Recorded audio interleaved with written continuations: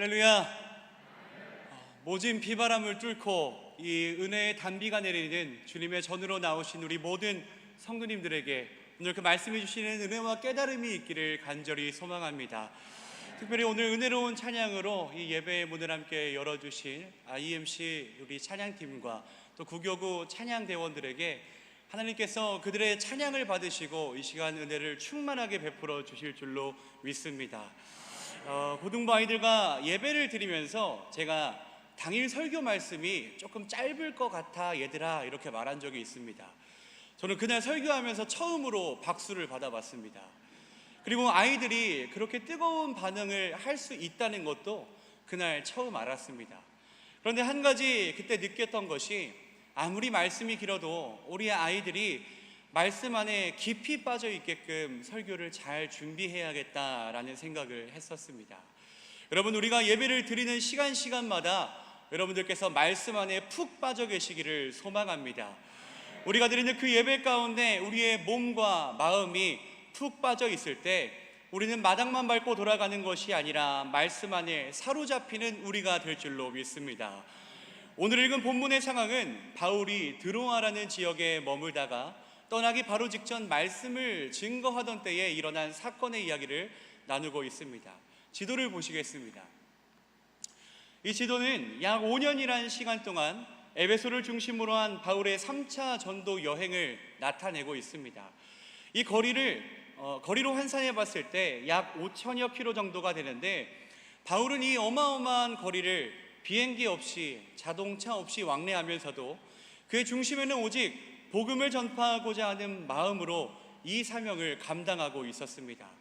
그러다가 드로아라는 지역에서 일주일을 머무게 되는데, 보통 사람이었다면 지친 몸을 쉬게 하며 다음 일정을 떠날 채비를 하고 체력을 안배했겠지만, 바울은 그 잠깐의 순간에도 쉬지 않고 말씀을 선포하는 일을 그치지 않았습니다. 스스로도 고백하기를 육체에 가시가 있다라고 말할 정도로 성한 몸이 아니었음에도 불구하고 그가 쉬지 않고 복음을 전할 수 있었던 이유는 성경에 나오는 바울의 모습을 볼 때 우리가 알 수 있습니다. 사도행전 9장 17절에서는 예수님께서 아나니아를 통해 바울에게 성령 충만하게 하셨고, 사도행전 13장 9절에서도 그가 성령으로 충만하고 있었음을 알 수 있습니다. 사도행전 16장 6절에서는 이제는 바울의 갈 길을 성령님께서 지시하시기까지 합니다. 교회를 박해하던 자에서 예수님을 만난 바울에게 가장 큰 변화가 뭐였냐면, 바로 그가 자기의 뜻대로 일을 행하는 사람이 아니라 이제는 성령님의 이끌림을 받는 사람이 되었다는 것입니다. 가고 서는 것이 모두 성령님의 인도하심에 따라 결정되었고, 그가 성령님으로 충만하니 날마다 그의 삶의 자리 가운데서 맡겨주신 일에 대하여 빈틈없이 감당할 수 있었던 것입니다.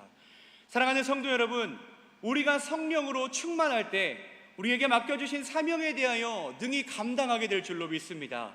어떠한 상황과 환경 속에서도 성령님이 주시는 힘과 능력으로 살아내고 믿음의 길을 정진하는 우리 임마누엘 교회 모든 성도님들이 되시기를 간절히 소망합니다.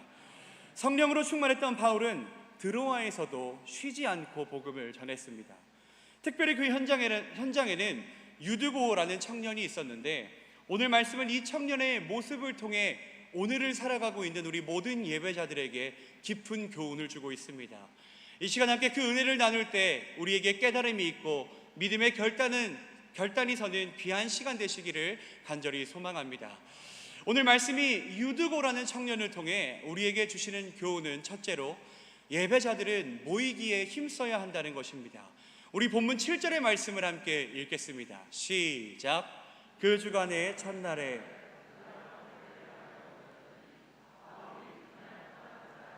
그들에게 강론할세 말을 밤중까지 계속하매. 아멘. 이 상황은 공동번역에서 더 자세하게 설명하고 있습니다. 같은 말씀을 공동번역으로 보면, 안식일 다음 날 우리는 주의 만찬을 나누려고 한자리에 모였다. 바울로는 그 이튿날 떠나기로 되어 모인 사람들과 밤이 깊도록 오래 이야기를 나누었다. 아멘.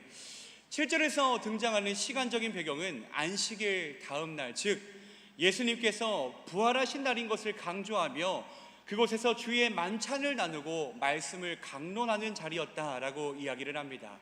이를 통해서 알 수 있는 것은 그 자리에 모여있는 공동체는 지금 우리가 모인 이 교회처럼 교회의 모습을 띠고 있다는 것을 알 수 있습니다.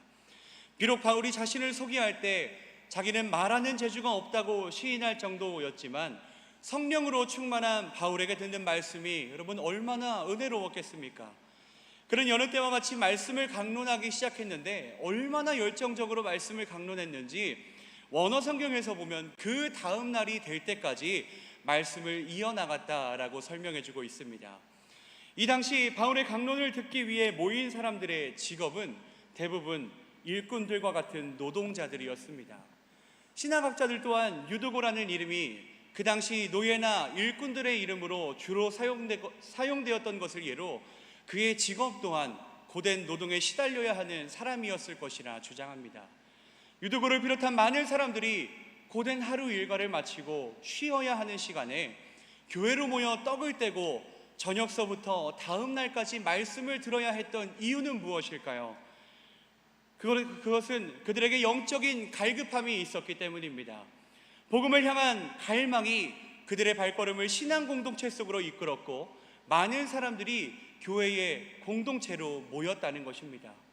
설교를 준비하다 보니 딱 오늘 이 자리를 지키며 예배하시는 여러분들의 모습과도 같다는 생각을 하게 되었습니다. 수요일 일주일의 절반의 시간을 보내며 슬슬 몸이 지쳐가고 피로가 쌓여가는 이 시간에 여러분이 이 자리에 모이신 이유는 무엇입니까? 그것은 아마도 우리의 영적인 갈급함이 말씀이 선포되는 이 자리로 우리의 몸을 이끌어 주신 줄로 믿습니다.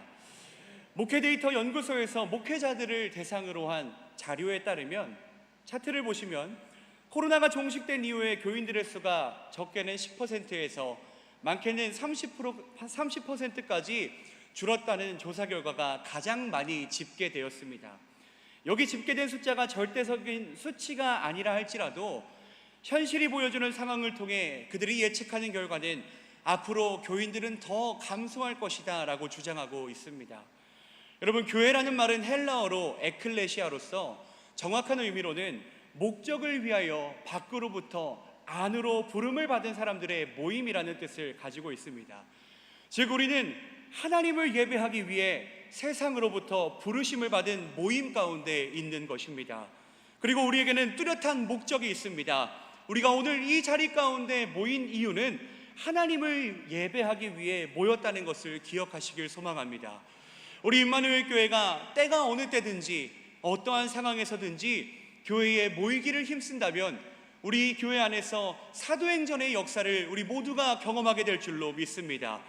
두세 사람이 모인 곳에 우리 예수님께서 함께 하시니 우리가 주님의 이름으로 이 자리에 모이기를 힘쓴다면 우리 주님께서 여러분들의 삶과 우리 교회 가운데 더 큰 능력으로 함께 해주실 것을 믿습니다. 오늘 말씀이 우리에게 주시는 두 번째 교훈은 바로 예배자들은 예배 가운데 더 깊숙한 자리로 들어가야 한다는 것입니다. 본문 8절부터 9절까지의 말씀을 다시 한 번 더 우리가 합독하시겠습니다. 시작.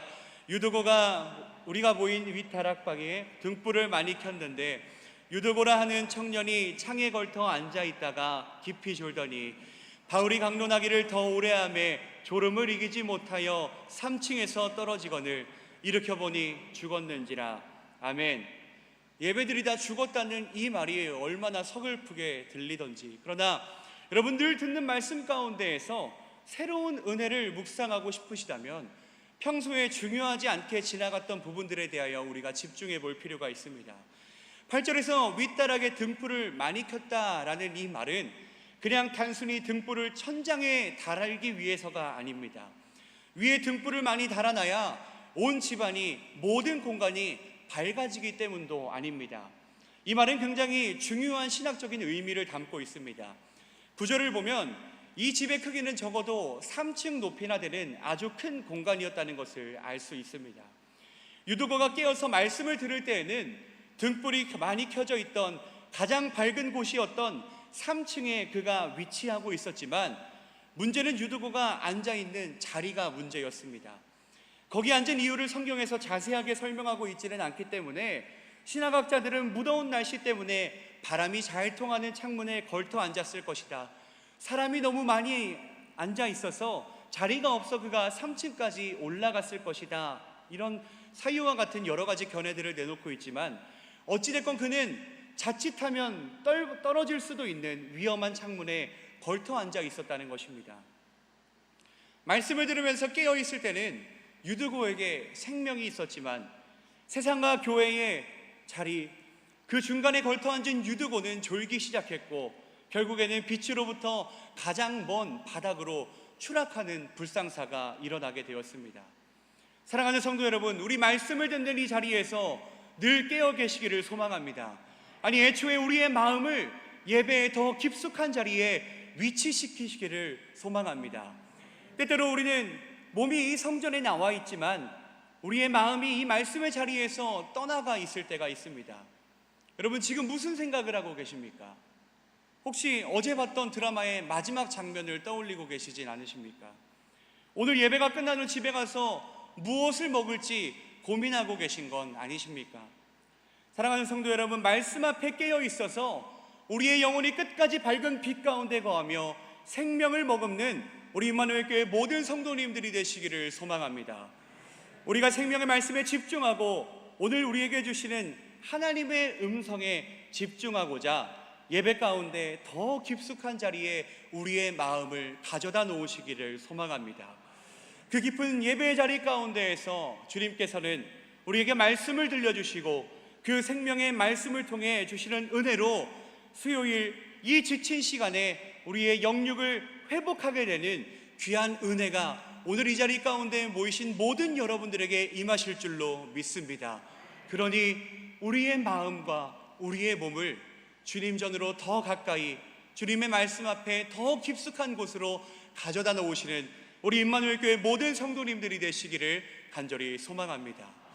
오늘 말씀이 우리에게 주시는 교훈은 세 번째로 예배자들은 모두 예수 그리스도를 기억해야 한다는 것입니다. 우리 10절의 말씀부터 12절의 말씀까지 다시 한 번 더 합독하시겠습니다. 시작. 바울이 내려가서 생명이 그에게 있다 하고 올라가 떡을 떼어 먹고 오랫동안 곧 날이 새기까지 이야기하고 떠나니라.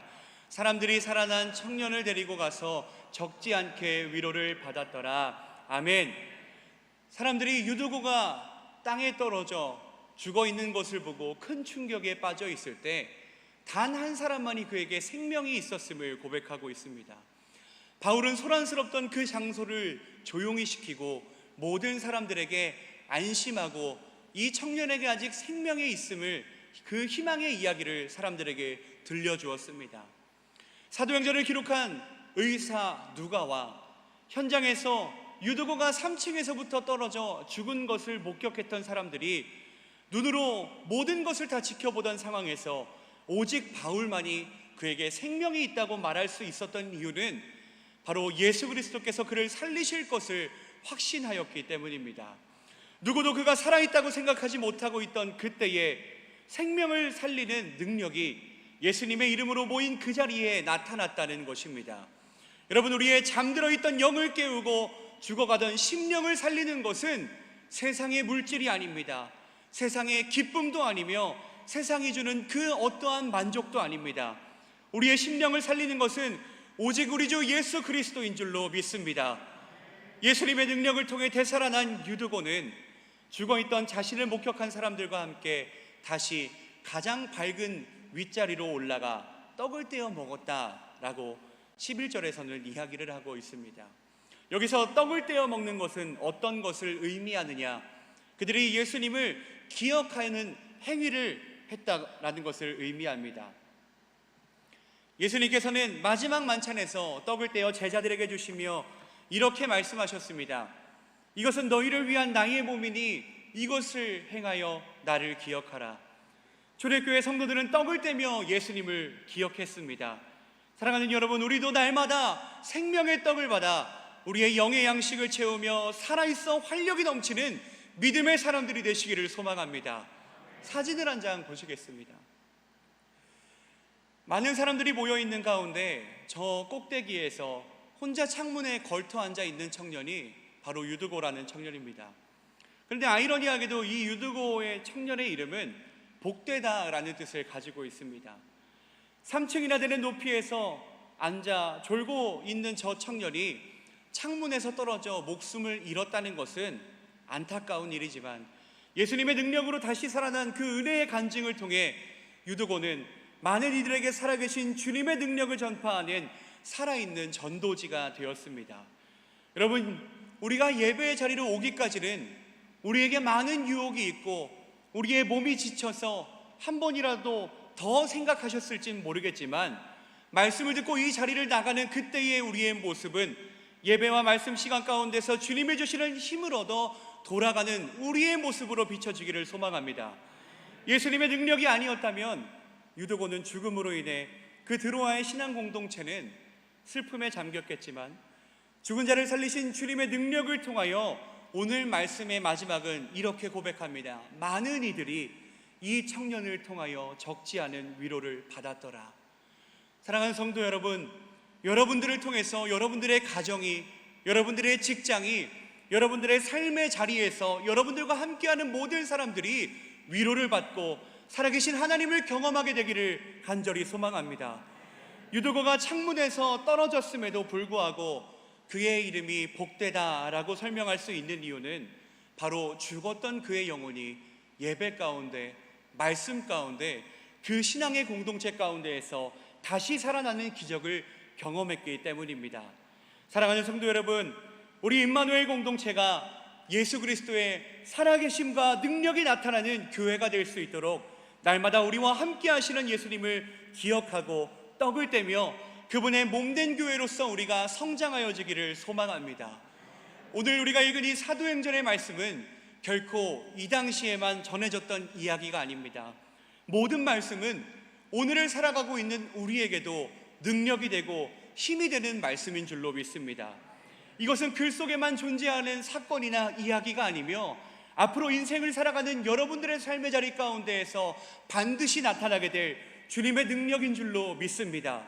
우리가 듣는 그 말씀을 이 자리에서 잊고 돌아가는 것이 아니라 마음에 새겨서 이 문 밖을 나가시게 된다면 삶의 자리 가운데로 돌아가신 여러분들의 그 삶의 모습을 통해 하나님의 말씀의 능력이 나타나게 될 줄로 믿습니다. 오늘 우리가 읽은 이 사도행전의 말씀은 또한 우리에게 교회의 존재 목적과 예배하는 자들에게 주시는 큰 교훈을 주고 있습니다. 우리가 늘 교훈은 듣지만 이 자리 가운데에서 그 말씀을 잊고 살아가는 것이 아니라 늘 우리에게 주신 그 교훈을 가지고 앞으로의 우리의 삶 속에서 말씀을 살아내는 믿음의 성도님들이 되시기를 간절히 소망합니다. 오늘 주님께서는 이 시간 이후로 여러분들을 다시 세상으로 파송시키십니다. 그 자리가 우리의 말씀의 능력이 증거되고 죽어가던 영혼들이 살아나며 그 은혜 가운데 충만히 거하시는 복된 삶을 살아가시는 여러분들이 되시기를 소망합니다. 그렇게 되면 우리도 유드고의 이름의 뜻처럼 복된 예배자들의 삶, 복된 우리 성도들의 삶을 살아가게 될 줄로 믿습니다. 세상은 아직도 세상의 가치를 우리에게 들이밀며 신앙을 갖고 살아가는 것이 무슨 유익이 있냐며, 지금 이 시간에 기도하는 것이 무슨 만족이 있겠냐며 우리에게 유혹하고 우리를 때로는 질타하기까지 합니다. 그러나 여러분, 오늘 주시는 말씀을 통하여 힘을 얻고 오직 우리는 말씀의 가치를 따라 살아가며 하나님의 귀한 복을 받으며 살아갈 수 있는 믿음의 성도님들이 되시기를 간절히 소망합니다. 기도하시겠습니다. 사랑이 많으신 주님, 오늘 비바람이 몰아치는 날씨에도 불구하고 예배의 자리를 지킬 수 있도록 시간과 여건을 우리에게 허락하여 주심에 감사드립니다. 오늘 우리가 나눈 이 말씀은 예배자들이 갖추어야 할 모습과 또 온전히 예배하는 자들이 바로 예수 그리스도의 능력을 경험하게 되는 복된 예배자들이란 것을 깨닫게 되었습니다. 오늘 이 말씀을 마음에 새기어 우리도 복된 성도의 모습으로 하나님께 온전히 예배하며 살아갈 수 있는 임마누엘 교회의 모든 성도님들이 되게 하여 주시옵소서. 이번 주 우리는 담임 목사님께서 선포해 주신 말씀을 통해 우쭐대지 않겠음을 하나님 앞에 결단하였습니다. 하나님 앞에서 우리의 모습이 늘 겸손한 성도의 모습으로 비춰질 수 있도록 성령님께서 우리의 말과 행실을 주장하여 주시고 주님보다 앞서지 않고 오직 그 뜻에 아멘하며 따라가는 주의 복된 자들이 될 수 있도록 인도하여 주시옵소서. 이제는 우리 주 예수 그리스도의 은혜와 하나님의 사랑과 성령의 교통하심이 모이기를 힘쓰고 말씀을 사모하며 날마다 이 예배의 자리를 지키는 모든 성도님들에게 이제로부터 영원토록 함께하옵시기를 간절히 축원하옵나이다. 아멘.